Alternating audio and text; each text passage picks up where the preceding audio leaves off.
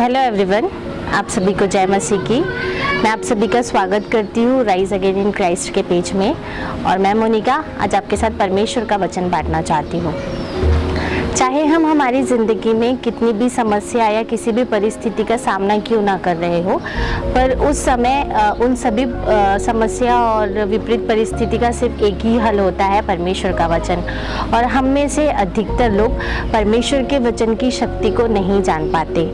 यूहन्ना 8:32 में लिखा हुआ है कि तुम सत्य को जानोगे और सत्य तुम्हें स्वतंत्र करेगा। सत्य अर्थात परमेश्वर का वचन है और परमेश्वर ने अपना वचन हमें दिया है। अगर हम परमेश्वर के वचन को जानते हैं तो परमेश्वर का वचन हमें स्वतंत्र करेगा, हमारी हर विपरीत परिस्थिति से, हमारी हर समस्या से। आज मैं आपके साथ हमारे जीभ से रिलेटेड, हमारे मुंह से निकलने वाले शब्दों से रिलेटेड बात करना चाहती हूँ। नीति वचन उसके 18 अध्याय और उसके 21 वचन में लिखा हुआ है, जीभ के वश में मृत्यु और जीवन दोनों है, और जो उसे काम में लाना जानता है वह उसका फल भोगेगा।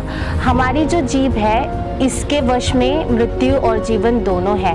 हम इसे कैसे इस्तेमाल करते हैं वो हमारे ऊपर डिपेंड करता है। अगर हम उसमें हम अपनी जीभ से निगेटिव चीज़ों को बोलेंगे तो हमारे जीवन में निगेटिव चीज़ होगी, और अगर हम अपनी इस जीभ के द्वारा पॉजिटिव चीज़ों को बोलते हैं, अच्छी चीज़ों को बोलते हैं, तो हमारे साथ पॉजिटिव चीज़ें होगी। पर सबसे इम्पॉर्टेंट चीज़ है कि हम इससे क्या बोलते हैं। तो हमें ज़रूरत है कि हम अपने मुंह से परमेश्वर के वचनों को बोले, क्योंकि परमेश्वर ने हमारी हर एक परिस्थिति के लिए हमें वचन दिया है। हमारी हर एक परिस्थिति के लिए परमेश्वर का वचन हमसे कुछ ना कुछ कहता है। तो हमें ज़रूरत है कि हम अपनी हर एक परिस्थितियों में परमेश्वर का वचन बोले। मत्ती उसके 12 अध्याय और उसके 37 वचन में लिखा हुआ है, क्योंकि तुम अपनी बातों के कारण निर्दोष और अपनी बातों ही के कारण दोषी ठहराया जाएगा। यह वचन कहता है कि हम अपनी ही बातों के कारण निर्दोष और दोषी ठहराए जाएंगे। हम जो अपने मुंह से बोलते हैं उसी चीज़ों के कारण हम दोषी भी ठहरते हैं और उसी चीज़ों के कारण हम निर्दोष भी ठहरते हैं। तो हमें ज़रूरत है कि हम अपने जीवन में परमेश्वर के वचन का अंगीकार करें।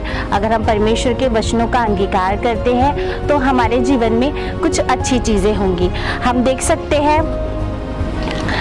रोमियो उसके 10वें अध्याय और उसके 8, 9 और 10 वचन में यहाँ परमेश्वर का वचन कहता है, परंतु वह क्या कहती है यह कि वचन तेरे निकट है, तेरे मुंह में और तेरे मन में है। यह वही विश्वास का वचन है जो हम प्रचार करते हैं कि यदि तू अपने मुंह से यीशु को प्रभु जानकर अंगीकार करे और अपने मन से विश्वास करे कि परमेश्वर ने उसे मरे हुओं में से जिलाया तो तू निश्चय उद्धार पाएगा। क्योंकि धार्मिकता के लिए मन से विश्वास करना और उद्धार के लिए मुंह से अंगीकार किया जाता है। अगर हम वचनों को अपने मुंह से अंगीकार करते हैं तो हमारा विश्वास बढ़ेगा, क्योंकि हम जब उसे मुंह से अंगीकार करेंगे तो वो हमारे उद्धार के लिए है। तो हमें ज़रूरत है कि हम अपने मुंह से परमेश्वर के वचनों का अंगीकार करें, जिससे हमारा विश्वास बढ़ेगा। यहीं पे हम एक और वचन देख सकते हैं, रोमियो उसका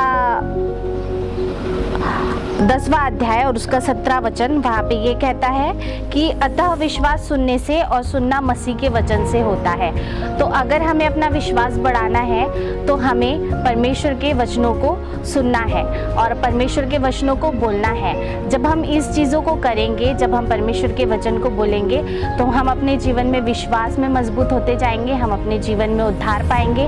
और ऐसी जो परिस्थितियाँ जो आपको लगती है कि शायद ये निगेटिव है, ये गलत है, तो उस समय आपके अंदर एक पॉजिटिविटी परमेश्वर के वचन के द्वारा बिल्ड होगी और उस परिस्थिति का आप सामना बहुत अच्छे से कर पाएंगे। आपके मन में शांति रहेगी और आप परमेश्वर की उपस्थिति को अपने जीवन में महसूस करेंगे।